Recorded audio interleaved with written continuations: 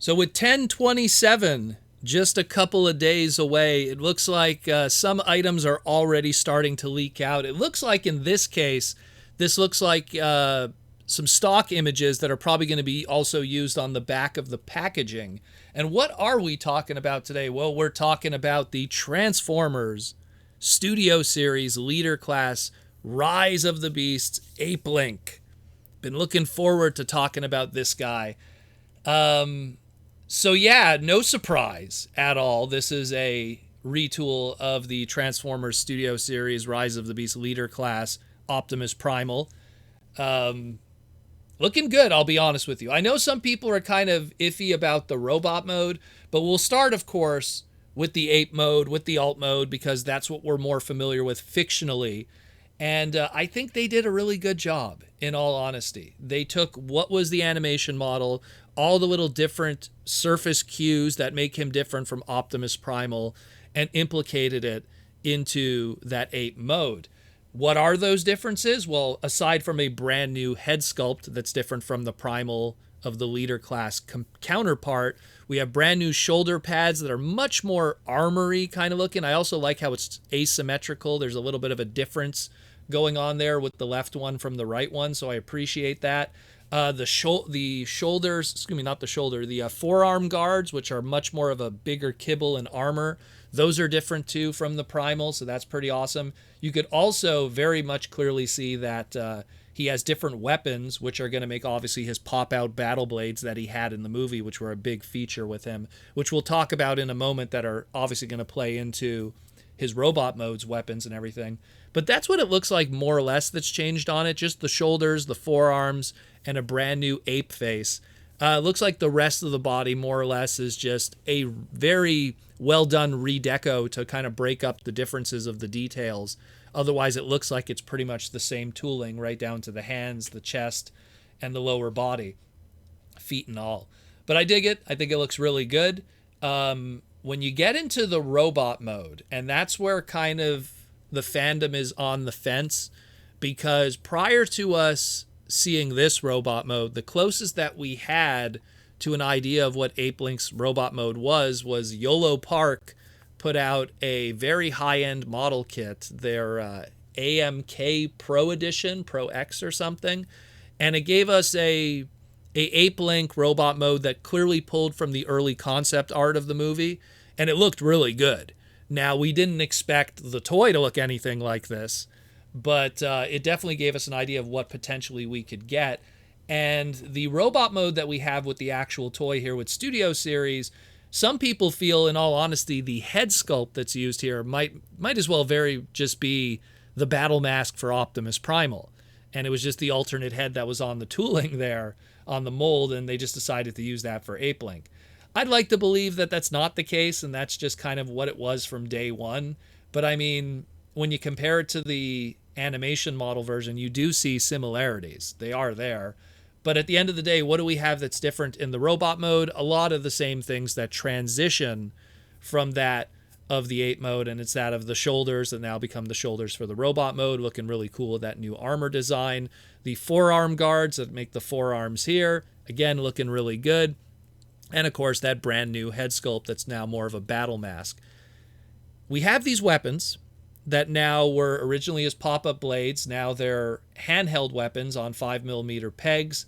We have a situation where the original Optimus Primal also came with kind of these two swords, these scimitars, if you will, but they also attach. So the question is, what is the extra accessories that this one comes with? Because the Optimus Primal came with those two swords, these chain pieces that connected the swords together. Then you had an axe accessory on the side, and then the transwarp key, which came into two pieces. What is this Apelinq going to come with? Well, so far we see the two sword pieces. Is it going to come with the chain pieces that connect it? Is it going to come with an extra accessory? Maybe also come with the transwarp key pieces, because he also gave one to Primal, so maybe just repackage it. I mean, let's be real, it's probably on the same tooling of the figure from the factory anyways. So maybe that'll also be there. We'll see. Maybe a new weapon instead of the axe. There's a lot to be determined with that, but I hope that it's a nice little package, because let's talk about pricing for a second. So if recent times have given us any indication, we're going to still have an MSRP for our leader classes of Studio Series at $54.99 if Studio Series 86 Galvatron's recent reveal is any indication going into 2025. So chances are this guy here is also going to be $54.99. Now, if you are not a fan of this guy, let's go back to that YOLO Park for a second. Now, granted, it's a model kit and it's non-transformable. You're just stuck with the robot mode, but it's highly articulated, very easy to assemble their model kits, and it comes with a bunch of interchangeable hands and even has a really nice magnetic base. And that, if I remember correctly, is now on sale for $54 and I think 99 cents or something. So it's a little cheaper than the Studio Series. It's more or less comparable in terms of design and size. I think it's 20 centimeters. So it's something where you could kind of maybe get the Studio Series one for the alt mode and then maybe get this one for a very sexy looking robot mode. That's one way to go about it.